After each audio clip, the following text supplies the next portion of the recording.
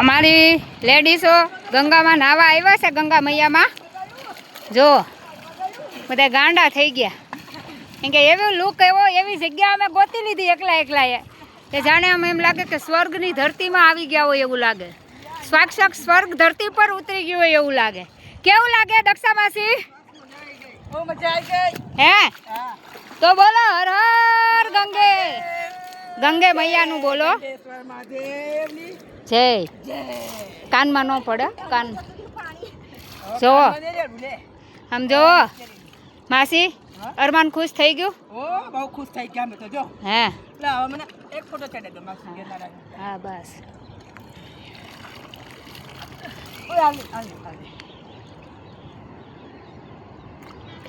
માસીને જાણે એમ લાગે કે જાણે હું સાક્ષાત મહાદેવની ગોદમાં આવી ગયા હોય. આવી ગયા.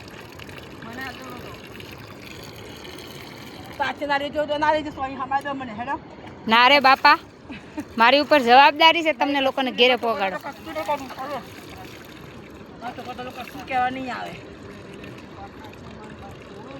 બસ તમને અહીંયા પહોંચાડી દીધા. એ એક હતું મારું મનમાં કે હું તમને પહોંચાડી દઉં. મારે મારા સાસુ સસરા મમ્મી પપ્પાને લાવવા હતા પણ એ લોકો કોઈ નથી આવતા. પણ તમે આવી ગયા એટલે કોના નસીબનું કોને લખ્યું હોય ફરવાનું કોને ખબર હોય. ચાલો મજા આવી ગઈ.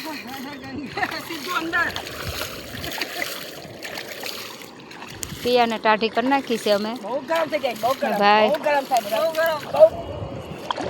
સામેની સાઈડ હું જાઉં છું ધીમે ધીમે કેમ કે જવાય એવું છે. પહેલાં જોઈ લઈએ આપણે બધું.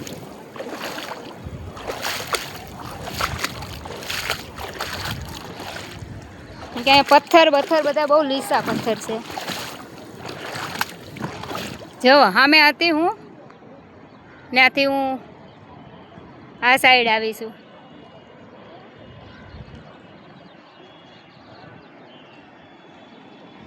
હે માં ભગવતી પાપ હરનારી માં હવનું સારું કરજે મારી માં.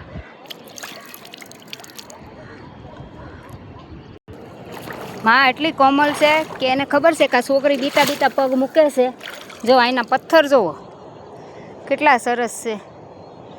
ગોળ ગોળ જો છે ને પથ્થર જો જો કેવા સરસ પથ્થરિયા છે ગોળ ગોળ. માને ખબર છે કે મારી દીકરીને પાણીથી બીક લાગે છે એટલે આજ એવું મહેસૂસ થાય છે કે ભગવાન બસ અરમાન ખુશ થઈ ગયું છે બધાયનું. અમારી ગ્રુપની લેડીઝોનું થઈ ગયું છે ને અમારું થઈ ગયું છે.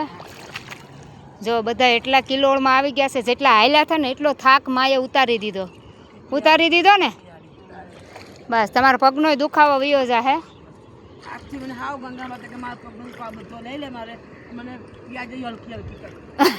એની માટે તો બહુ ટાઈમ લાગે. જોગિંગ ટોગિંગ કરવું પડે ને. હર હર બોલો નમઃ પાર્વતી પતિ હર હર મહાદેવ.